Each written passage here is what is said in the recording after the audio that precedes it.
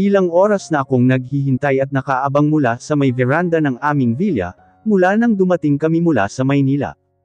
We need to fly back to Queensland because of the emergency happened to Alessandra. Sinugod daw ito sa ospital sa hindi ko malamang dahilan. Hindi pa sana kami uuwi dahil may aasikasuhin pa niya ang shipyard company na nakaplanong itayo doon, pero wala na itong pagpipilian. Niyakap ko ang sarili at tiningala ang langit. It's already breaking dawn, hindi na ganoon kadilim ang kalangitan, ngunit gayon pa man ay tila malayo pa para sa akin ang bukang liwayway. Sinulyapan ko ang cellphone sa aking tabi, naghihintay sa tawag na maaring hindi na dumating. Sa huli ay dinampot ko ang aparato, at tumipa ng mensahe para dito. But I end up deleting my message. Being possessive and clingy is not my nature, but I'm talking about Alessandra here and there baby. Alam kong sarili ko lamang ang lulakuhin ko kung palalampasin ko ang nangyari, kaya hindi na ako nagdalawang isip pa na tumipa muli ng mensahe para dito, asking how was the baby. Bumalik na ako ng higa sa kama, at sa screen ng aking cellphone, pero lumipas ang ilang minuto na walang William ang nag-reply.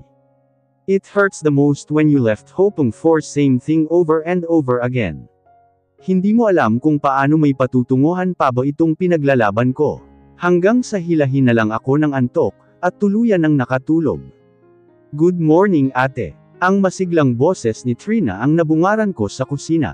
Morning. Dumiretso na ako sa coffee maker, at nagsalin ng sariling kape sa tasa, at dinala iyon sa lamesa. Umuwi ba ang kuya mo kagabi? Wala sa loob kong tinanong, bago maupo sa silya. Opo ate, umalis din ng maaga kanina. Kumuha lang ng damit. Mabilis tumaas ang tingin ko dito. Kakaibang kirot ang tumusok sa puso ko, nang malamang umuwi siya at hindi man lamang ako sinilip. Wala bang binilin? I asked in shaky voice. Wala naman ate, mukhang nagmamadali nga kanina, ani Trina sakin. Dahan-dahan akong tumungo, at itinuon ang pansin sa pagkain. I do understand that he has a responsible to Alessandra. Tanggap ko naman na may kahati ako sa puso niya. Pero hindi ko lang tanggap ay yung pagkatapos ng nangyari sa pagitan namin, ay bigla na lang siyang ganito. Ate. Napapitlag ako nang marinig ang pagtawag sa akin ni Trina. Tumangala ako dito bago tumungo. Kanina pa ho tumutunog yung cellphone nyo, aniya. Mabilis kong sinagot ang tawag ng rumahistro ang pangalan ni Tawin doon. Hello, hey, good morning. I have a good news and a bad news. Bungad nito. Good news muna, sabi ko bago sumandal sa aking silya. Sabi ng source ko na mataan daw nila sina tita at tito somewhere in Manila. Agad na lumukso ang dugo ko, dahil sa dala niyang balita. Thank you, Tawin. I will try to reconnect with them very soon. And the bad news is, nadapi na ang mga labi ko, at hinintay itong magsalita. Elwood is took charge the rising stone. Nag-umpisa na silang mag-inspect sa minahan. Dad told me this morning na may meeting agenda daw na niluluto ang mga Echeverries. Dad will attend the closed-door meeting this morning. So you better hurry up. Nanginginig ang laman na binaba ko ang tawag. Agad akong tumayo, at mabilis umakyat sa itaas para ihanda ang sarili sa pagpasok. Trina, ikaw na ang bahala sa bahay. Sabi ko dito na diretsyo nang sumakay ng kotse. Ingat ka po ate. Bilin nito. Mabilis kong pinasibad ang sasakyan patungo sa Cervantes Building. Ito na ang pagkakataon para bawiin sa kanila ang lahat-lahat ng kinuha nila sa amin. Hindi ako papayag na basta na lang nilang aangkinin ang kumpanyang matagal na itinaguyod nila mom at dad. Pagpasok pa lang ng building, ay nakaagaw na ako ng atensyon ng ilang empleyado. May ilang nagbigay ng pagbati, habang ang iba'y bakas ang pagtataka sa mukha. Nag-uumpisa na ba ang meeting? Tanong ko sa isang babaeng nakasalubong ko. Yes ma'am, kakaumpisa pa lang po, aniya sa akin. Mabilis ko na itong tinalikuran, malalaki ang hakbang na tinungo ang function hall. Isang malalim na paghinga ang ginagawad ko sa dibdib, bago itulak pabukas ang pinto. Their eyes darted on me, when I walked through the door with high chin and fierce look. Mabilis na dam ako ang tingin ko kay Elwood na siyang mabilis na napatayo sa pinakakabisera na silya. Everybody is here. Anong meron? Mukhang hindi yata ako na-inform na may meeting ngayon. Pinasadahan ko ang ilang balikat ng board member, partners at shareholders ng kumpanya, at huminto sa harap mismo ni Elwood, Alora. Elwood whispered my name. Just call me, Mrs. Palma. Yung mga close friends ko lang kasi ang tumatawag sa akin ng ganyan. I said coolly. Tumikwas din ang kilay ko dito, bago humakbang palapit sa swivel chair na inuupuan niya kanina. Would you mind if I sit here? Hinaplos ang sandalan ng Celia at tumangala dito. What are you doing here? May diin niyang bigkas sa akin. Halos magdikit ang mga kilay nito, habang madilim na nakatitig sa akin. Tumawa ako ng pagak at tuluyan nang naupo sa swivel chair, kaharap ang mga board members. What am I doing here? Kayo ang dapat kong tanungin. Anong ginawa niyong lahat dito? Isa-isa kong tinapunan ng tingin ang mga ito na siyang halos walang masabi, habang ang iba'y hindi makatingin sa akin ng diretsyo. Mrs. Palma, as you can see, we're having a closed-door meeting. Baka pwedeng sa labas ka na lang muna maghintay. If you have any issues regarding to the Cervantes Corporation or Rising Stone, you better talk to your parents. Nagsalita ang daddy ni Elwood, na siyang nasa dulong bahagi ng kabisera. I just smirked, hindi pinansin ang kanyang sinabi, at bumaling sa mga board member. So, what we have here? Binuklat ko ang folder na nasa aking harapan, at pinasadahan ng basa ang ilang papeles. Very much impressive. Plano niyo palang magbukas ng bagong minahan. And another project for the Rising Stone under Echeverry Trading. Umangat ang mata ko kay Tito Jesmondo. Wala akong mabasa ni isang emosyon dito, bagkus ay tumayo ito at naglakad-lakad sa harapan namin. Tutal naman ay nandirito ka rin lang, hayaan mong sabihin ko sa'yo ang lahat. Dad, sabi dito ni Elwood. Ngunit tinapunan lamang nito ang anak ng matalim na tingin, bago ibalik ang tingin sa akin. Sa totoo lang ay matagal ko nang gustong kumawala sa kumpanyang ito. Hindi lang ilang beses kung tinangkang bawiin ang shares ko, pero ayaw ni Adriano. Because I valued our friends. Ngumiti ito sa akin. Hindi na maganda ang takbo ng kumpanya, bago ka pa tumuntong ng kolehiyo. Nalugi ang kumpanya dahil sa sunod-sunod na lindol sa lumipas na taon. Humingi ng tulong sa akin ang dad mo, para makapag-umpisa muli at mabayaran ang lahat ng utang na meron kayo. Dahil hindi naman siya iba sa akin, ay pinahiram ko siya ng pera para makapag-umpisa. Ramdam ko ang pag-iinit ng mga mata ko, habang nakikita kay Tito Jesmondo. Binigay ko ang lahat ng meron ako, para mabuo muli ang Rising Stone. At bilang kapalit sa kabutihang loob na ginawa ko'y nilagay niya ako bilang Vice President ng kumpanya, at nilaan niya kay Elwood ang pinakamataas na posisyon. Ibig sabihin, pangalan na lamang ang meron kayo, pero ang totoo'y Echeverry na ang may hawak ng kumpanya noon pa lang. Pero hindi sumang-ayon ang lahat sa plano. My son Elwood wants a lifetime with you, but you end up marrying someone else. Bumalik itong muli mula sa pagkakaupo. And now, I officially announce that Echeverry will take charge the Rising Stone and the Cervantes Corporation, he said with finality. My eyes already blurred, parang kinain ang lahat ng lakas ko buhat nang marinig ang kanyang mga sinabi. Sino ba ang dapat kong sisihin sa lahat ng nangyari? Dad wants our company to survive, and si Mom. Ginawa niya nga ang lahat para magkatuluyan kami ni Elwood, dahil yun lang ang paraan para maibalik sa amin ang kumpanya. At ako, wala akong ginawa para matulungan sila. Pinili kong pakasal kay William kahit natutol sina Mom at Dad sa amin. Maybe it's all my fault, ako ang dapat sisihin sa lahat-lahat. Mabilis akong tumayo, at malalaki ng hakbang na nilabas ang function hall. Alora wait, habol sa akin ni Elwood. Naabutan niya ako sa hallway kung saan ito hinawakan ng aking braso para pigilan. Bumaling naman ako dito na puno ng hinanakit ang mga mata. Alam mo na ito noon pa lang, pero hindi mo sinabi sa akin. My voice already cracked and shattered. Ilang beses ko nakitang naglaban ang panga nito, at sa huli bumagsak ang balikat. I scoffed, ilang beses kong sinubukan pigilan ang pag-iyak, pero labis na nadudurog ang puso ko. Elwood is my best friend, siya lang ang alam kong huling taong nandyan para sa akin. Yung taong hindi ako sasaktan, at tatayo sa tabi ko pagkatapos ng lahat. Pero nasaan na ang Elwood na iyon? Bakit Elwood? Bakit mo nagawa sa akin ito? Tuluyan ko nang nilabas ang emosyon ko't sama ng loob. I'm sorry, I didn't mean that. Hindi ko gustong ilihim sa iyo ang lahat, dahil ayoko kitang masaktan, he said with lower voice. Umiling ako, sa dami ng kasalanan niya sakin tingin ko ay hindi sasapat ang salitang patawad. Umatras ako at buong lakas na hinela dito ang aking braso, Alora. Narinig ko pa ang pagtawag nito pero diretsyo na Akon lumabas ng naturang building, at sumakay ng aking sasakyan. Diretsyo na akong umuwi kahit pa balak ko sana kaninang pumasok sa opisina.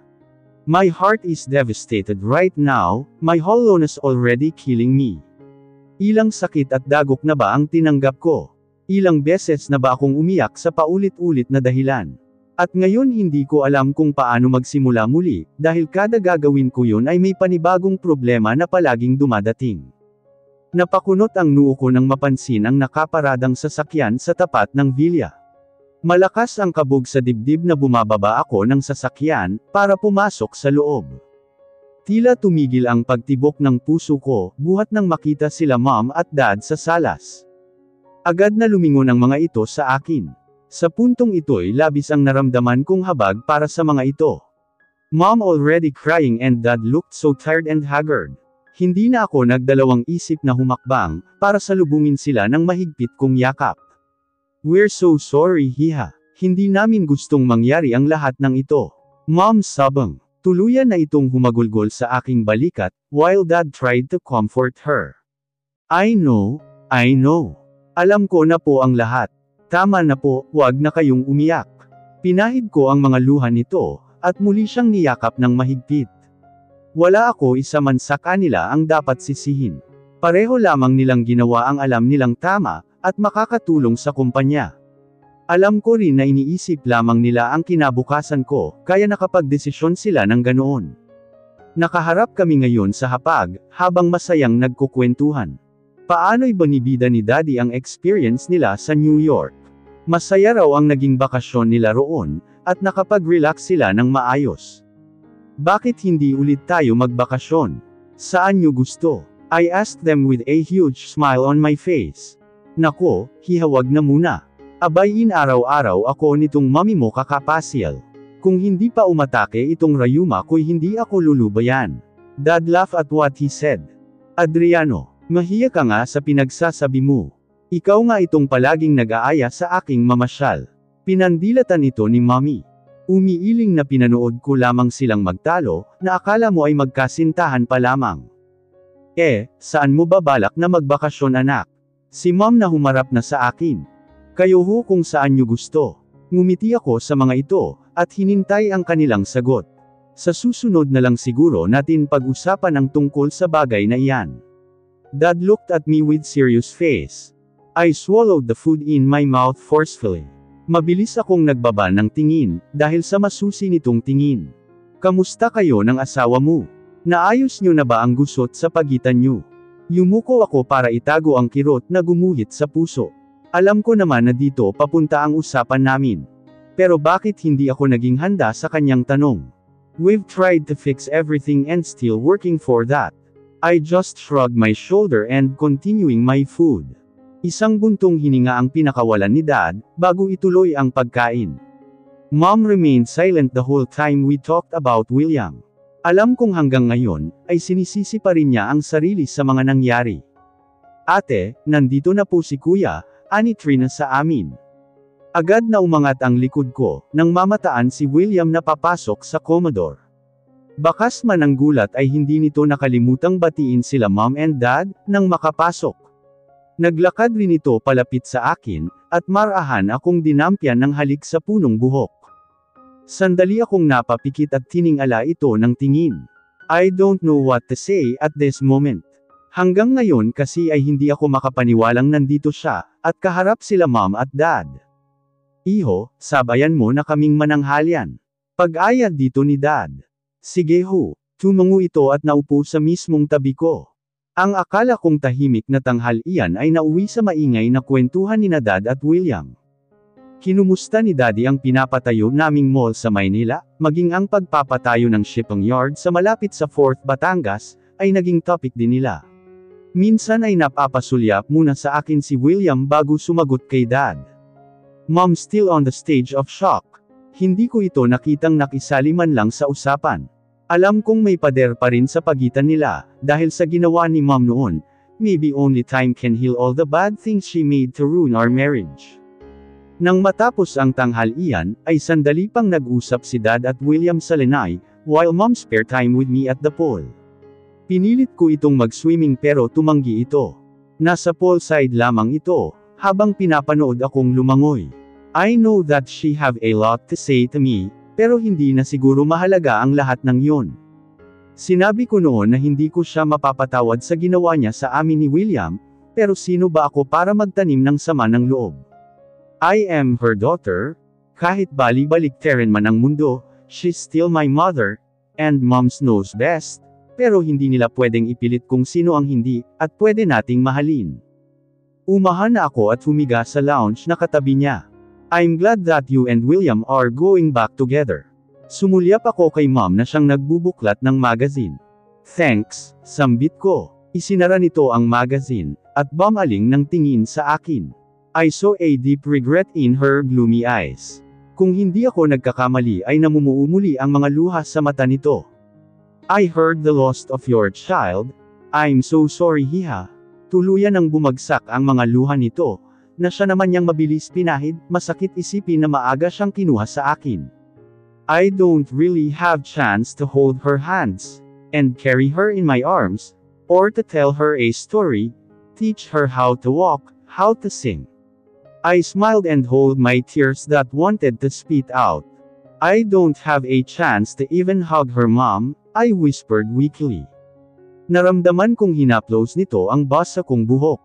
Alam kong wala akong pwedeng sabihin na ikagagaan ng loob mo. But I'm here sweetie, I am always be here for you. Madilim na nang pinasya nila Dad na umuwi, hindi ko na rin sila napilit na dito na lang matulog ngayong gabi, dahil maaga pa daw ang flight nila patungong Manila, para bisitahin ang ilang business na natitira sa amin. Matapos kong lumabas ng banyo, ay inaasahan kong nasa silid ko si William, ngunit wala ni isang tanda na pumasok ito dito.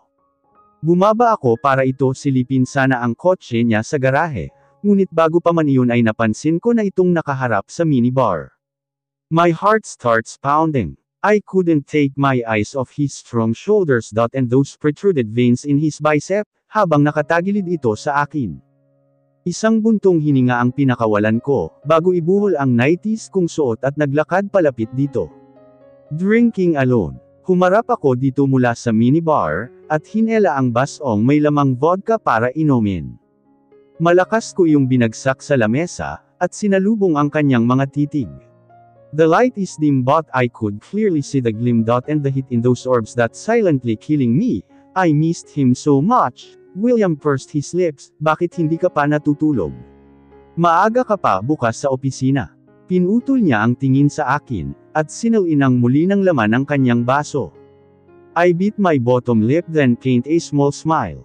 No, baka hindi muna ako pumasok bukas. May aasikasohin kasi akong importante bukas. Bumalik ang tingin nito sa akin, at hindi yun inalis habang inuubos ang laman ng baso. Hindi ko mapigil ang mapalunok, at umayos ng tayo sa harapan nito, dahil sa mainit nitong tinging umuupos sa lakas ko. Nakipagkita ka raw sa mga Echeverry. Napapikit ako nang ibagsak nito ang baso sa aking harapan. Sinalinan yun at tinulak palapit sa akin. Bakit ba ang bilis ng tibok ng puso ko? That simple and effortless gesture, nagkakaganyan ka na. That was a mistake decision. I shouldn't go there and, hindi ko na ituloy pa ang sasabihin, dahil bumabalik lang sa akin ang mga eksena kanina. Yes, you shouldn't be, aniya sa mababang tono. I licked my lower lip and took a deep breath. Tinanggap ang baso ng alak na binigay niya kanina. Maybe I should prepare a better tactics next time. Sisiguruhin kong may nakahanda na akong bala sa susunod na tatapak ako sa Cervantes Corporation. Huminga ako ng malalim matapos kong ibaba ang rock glass. Muli kong sinalubong ang mga tingin nito, na kanina pa niya hindi inaalis sa akin. So, how was the baby? Si Alessandra. I asked quietly. Hindi ito sumagot bagkus ay pinaglagi ang mga titig sa akin. The more I catch his glance, the more I wanted to swim deeply to his hypnotizing dark eyes. I cleared my throat and looked down for a second. I hope your baby is fine, I whispered. He's fine, my son is okay. Ngumiti ako at bahagyang yumuko. It hurts I know, but I have to endure this pain. Not this once but for a lifetime. Well, that's good news, I murmured, hindi maitago sa boses ang sakit. I only hear a heavy breath comes from his. Ang katahimikang bumabalot sa pagitan namin, ay mas lalong bumibingi sa akin. Come here, he ordered in a soft tone. Hinawakan nito ang kamay ko para hilahin palapit sa kanya. Ang mga paa ko'y kusang sumunod dito. Buong akala ko'y tatabi lamang ako ng upo dito, ngunit tila nanigas ang buo kong katawan ng iyakap nito sa akin ang kanyang dalawang braso para ay upo sa kanyang kandungan. Halos hindi ako nakagalaw ng ilubog nito, ang mukha sa aking balikat at leeg. He stayed there for a while and hugging me tighter. I missed you so much, sweetheart, he mumbled under his warm breath and exhale against my skin. Kagat-labi kong hinaplos ang braso nito, at inabot ang kanyang ulo, para bahagyang haplosan ang gulong buhok. Naramdaman ko ang pagkabig nito at dinungaw ako. His eyes filled with lust and desire, and all the possibly I could wish for is happening right in front of me. I've missed this. He closed the little space between us with his strong phenomenal kiss. My hand clawed at the nape of his neck to deepening the kiss. His soft tongue stroked mine and our tongues got tangled. I could feel his restraining under my hips. Gumapang ang mga kamay ko pababa sa kanyang malapad na dibdib at pababa pa. Tumigil ito sandali at marahang kumalas. He lifts me up over the bar table, and untangled the knot of my nighties. Napasinghap ako nang yumuko ito. He plants a kisses down my neck and chest. My breath hitched as he sucked my skin. Napakapit ako sa ulo nito, at hindi napigil ang mapabulong sa nararamdaman na hatid nito. Bumaybay muli ang labi nito paakyat sa aking mga labi. I have something to tell you, whispered to my lips. I hummed as an answered. Alessandra needs me, my son needs me.